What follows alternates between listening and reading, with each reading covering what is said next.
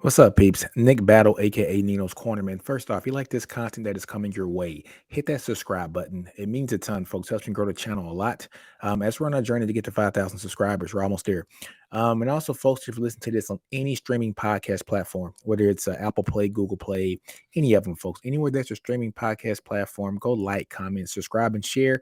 Download it, folks, and listen to it while you're in the car driving home from work or driving to work or on a long trip, man. Listen to some Longhorn Sports with me, Nino. But first off, folks, we're going to talk about a battle for a rising tight end. Jordan Washington, he is down to four schools. Now, folks, if you don't know who Jordan Washington, is, let's go ahead and share the screen. Jordan Washington is a tight end out of Langham Creek High School, in the Cypress, Texas area. It's a suburb of Houston. He's a composite three-star guy.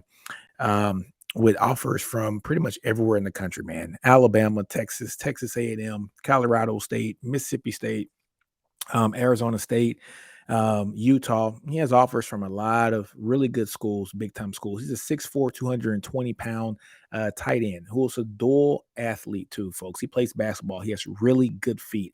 One thing that I do like what Texas and Texas A&M have done in this recruitment is they have identified him as one hell of a talent in his junior year, prior to the recruiting rankings starting to catch up with him. So they did some outstanding evals to see that this guy's going to had the potential to be one of those playmakers here in the collegiate level here in the 2024 cycle. Um, what do we like about him? I like his size first. He's 6'4", 220 pounds. If Texas is able to secure his commitment, this will be big for them for the simple fact that Texas took two tight ends in the last cycle, Spencer Shannon and Will Randall. Will Randall can do a little bit of both as far as blocking and catching. Spencer Shannon can do them both too, but Spencer Shannon is one of those guys who is one of those inline guys who's better suited to take on the punishment of blocking as well. I'm not saying Jordan Washington can't block, but I tell you what, an athlete of his stature is going to be one of those guys you're going to want to see catching balls there. Very similar to what you see with JT Sanders.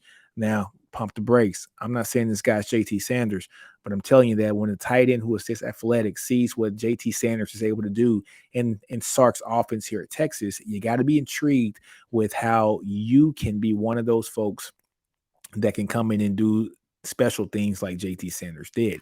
Um, Jordan Washington is down to four school. He's down to four schools, folks. Texas, Texas A&M, Arizona State, and UTSA. UTSA is cooking too, man. Jeff Traylor's doing his thing down there, and he is getting a bunch of recruits. But it's down to four schools. Things are trending really well for the University of Texas. How does this fit in with us? I just said before we had two tight ends that we picked up in the 2023 cycle. If we're able to get a guy like Jordan Washington, this would be the first tight end that we have here in this class in the 2024 cycle.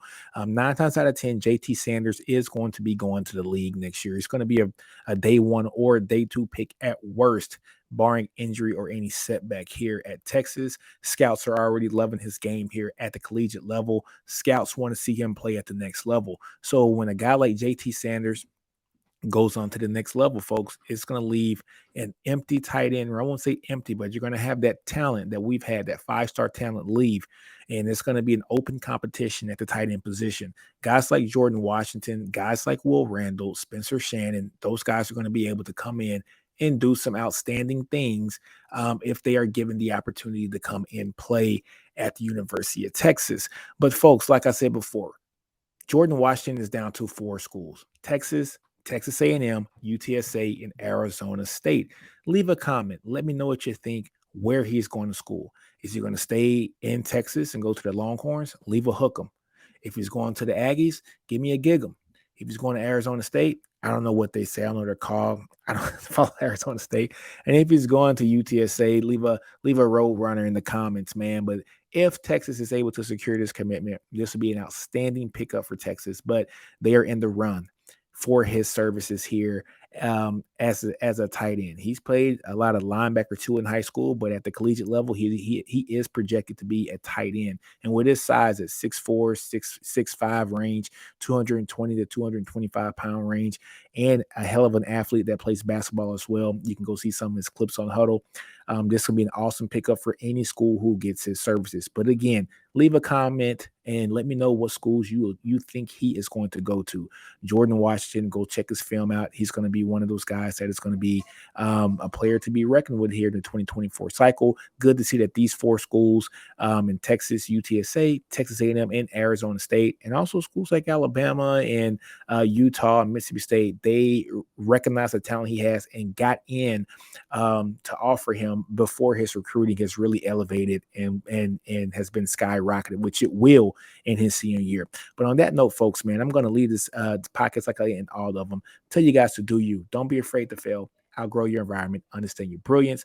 Horns always up. Nino's Corner. I'm out. Hook 'em.